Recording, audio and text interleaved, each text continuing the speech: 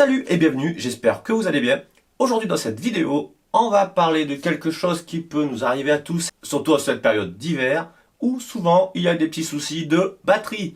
Pas batterie de drone, pas d'hélipo, non, batterie de voiture, de moto. On va parler de chargeur, moto et auto.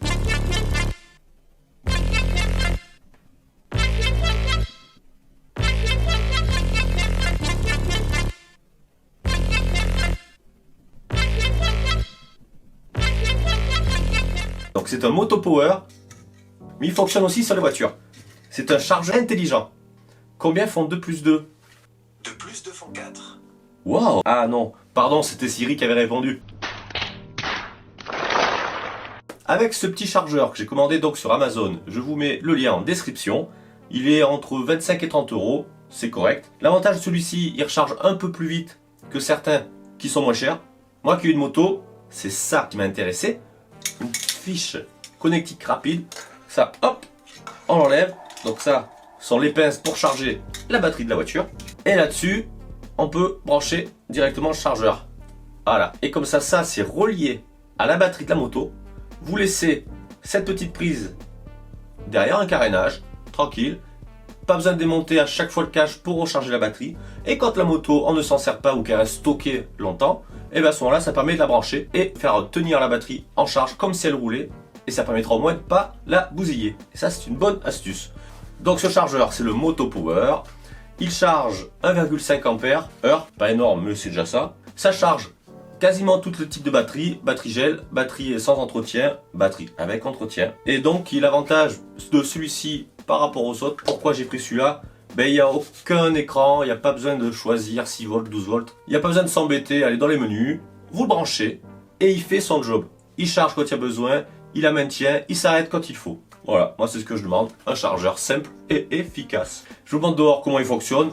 On va mettre ça sur ma moto, comme ça au moins je l'aurai. L'avantage, il y a quand même un fusible avec un porte-fusible. Si jamais il y a une petite couille ou quoi, ça permet de protéger tout l'ensemble. Allez, on se retrouve dehors pour le démontage. C'est parti.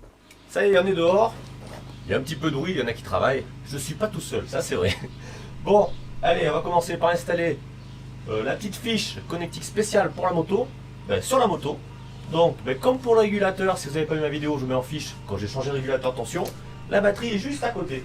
Donc, perceuse, douille de 10, on enlève le cache. Allez, on démonte.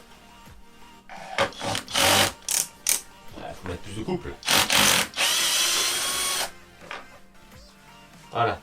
Là, il s'est démonté. Je ne sais pas si c'est quelque chose. Le cache, comme on a dit, il va se péter à force.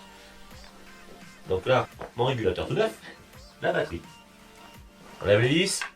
Donc le petit fil. On enlève le petit lien. Ça va être bien ça. Alors la longueur, elle est comment? Il aura largement assez grand. Donc il faut tourner le cruciforme. Hop. Ça dans la poche. Ah, j'ai tout mis dans la poche. Le cruciforme est en bout. Maintenant on cherche le cruci. Il est là. Donc on débranche la batterie. Alors là on peut le constater, j'ai déjà un porte-fusible, c'est normal, c'est pour les poignées chauffantes. Parce que maintenant je me fais vieux, j'aime bien que ça chauffe mes petits doigts l'hiver. Donc toujours en débranchant toujours le moins en premier.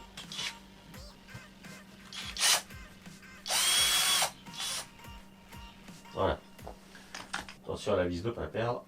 Donc le plus, là où il y a le porte-fusible, en premier. Putain, ça en fait des fils. Ça en fait des fils dessus. Ah là là, il s'est mis de travers cet abruti.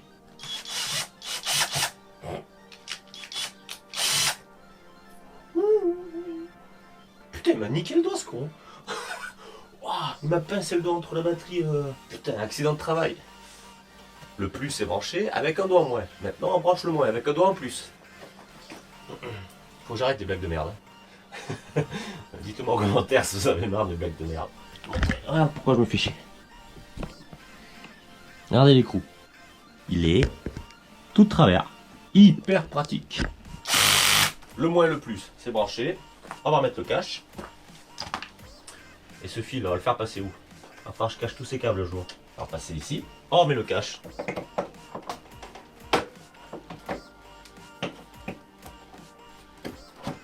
Voilà. c'est monté. Mon câble, il n'y aura plus qu'à que j'achète des petites agrafes pour le faire tenir parce que c'est chatique, ça pendu ça. Maintenant on va tester ce chargeur. Donc là, il n'y a pas plus moins en premier vu que c'est la fiche.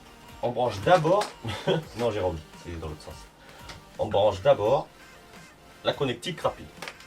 Donc on peut enlever le cache. Pas mal, il y a un petit cache là parce qu'en moto, ben, quand il flotte et tout, ça évite que ça aille trop dedans. Donc il y a un des trompeurs, on ne peut pas se tromper justement. Seul point négatif, c'est la longueur du câble d'alimentation. Et on le charge. Ça. 1, 2. Ouais, ben elle est chargée de toute façon. Donc là, ça me dit en gros qu'elle est chargée. Donc, vu qu'elle est chargée, ben, le chargeur ne charge pas. Ce qui est logique. Donc voilà, ça fonctionne. Ouais, nickel. Donc là, il fait pas de bruit. Ouais. Donc il fait pas de bruit parce qu'il est à l'arrêt, il est en pause. Ouais, full chargé. Elle est verte. Donc la LED en fait devient rouge quand il y a besoin de charger. Et une fois qu'elle est verte, c'est que c'est chargé.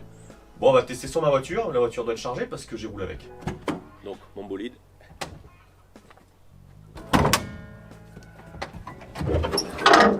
Voilà. Bon, voilà mon bolide. On va brancher le chargeur. Donc je vais chercher les petites pinces. Voilà. Donc en premier. Donc ouais, cette longueur de câble là, c'est un petit peu dommage. Bon, c'est pas grave, on le fout par terre. Ouais, il est assez long après par terre là, ouais, ok. Donc en premier, le plus. Toujours. Et le moins.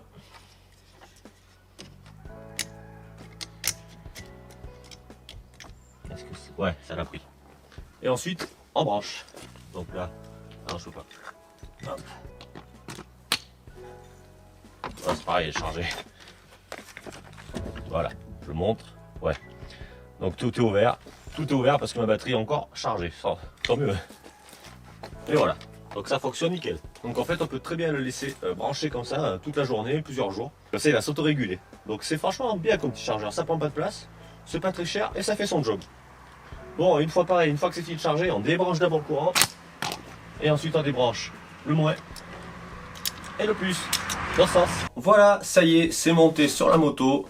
Ça a été rapide. Ça va être hyper pratique pour moi. Donc, ce petit test est déjà fini. En même temps, il n'y a pas grand chose à dire dessus, mis à part que ça fonctionne et que c'est hyper simple. On branche et voilà, c'est ça qui est beau quand même. Ça, c'est un vrai chargeur intelligent. Pas besoin de trifouiller dans les menus pour savoir 6 volts, 12 volts, la charge de ceci, le cela, quelle batterie. Branche sur la batterie. On branche sur le secteur. Basta, on s'en occupe plus. Il n'y a que 2 voyants à regarder si ça charge. Déjà, ça fonctionne, le voyant vert.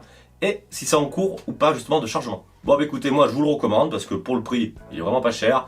Comme je dis au début, je vous mets le lien dans la description de ce petit chargeur. Voilà, bah écoutez, moto, auto, bateau, voilà, ça fait tout type de batterie, en tout cas beaucoup de types de batterie. Bon ben voilà, cette vidéo est terminée. Donc pour conclure, je vous le conseille si vous n'en avez pas. Voilà, pour une trentaine d'euros grand maximum, vous avez un chargeur intelligent. Sur ce, je vous invite à partager, liker, abonnez-vous, commentez mes vidéos. Et maintenant, on se dit à la prochaine.